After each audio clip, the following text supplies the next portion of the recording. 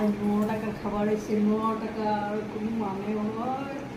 হ্যাঁ, পাওয়া যাবে 9 টাকায়? কি হয়? কিচ্ছু হয় 9 টাকায়, কিচ্ছু হয় না। আর 9 টাকায় একটা লোকের খাবার এসছে। বাহ বাহ, কে বাহ! কী কী আছে সেটাই দেখি। আলু ভাজা, বাহ! আলু ভাজা, পটল, আলুতে পটলে ভাজা, এটা ভাত, দারুণ চালটা।